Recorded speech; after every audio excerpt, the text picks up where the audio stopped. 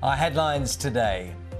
Civilians flee northern Gaza by car, on the back of trucks and on foot, as Israel's 24-hour deadline to leave ahead of an expected ground offensive passes.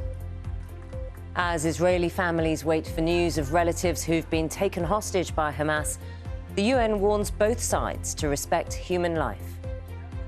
Even wars have rules.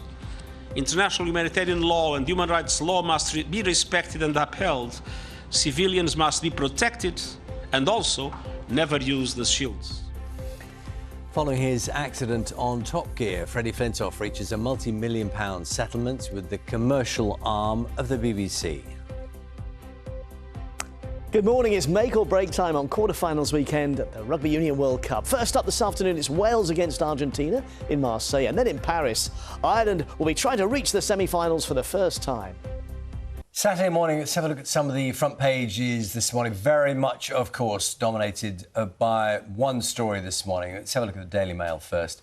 Leading with the anticipated ground offensive into Gaza by Israeli forces. We're keeping a close eye on things for you this morning in connection with what may happen next. The paper's saying 1.2 million people who live north of Gaza were told to flee to the south yesterday, thousands evacuating by vehicle or on foot. The Guardian's reporting that messages broadcast from mosques on Friday told people in Gaza to ignore the evacuation order and to hold on to your homes and land.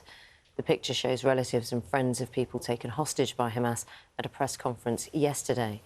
Among the Israelis taken hostage was a 17-year-old girl with muscular dystrophy. This according to The Times. The paper says she had travelled to the Supernova Music Festival with her family and is unable to walk or talk.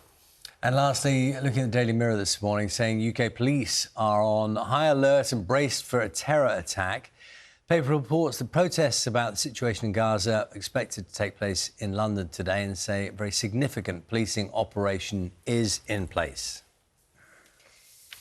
19 minutes past 6 is the time. Good morning. Now, charities say more than 150,000 people struggle to get medication for ADHD, attention deficit hyperactivity disorder, as it's known, due to a national shortage. The government says an increased global demand has caused the problem, and which could last until December.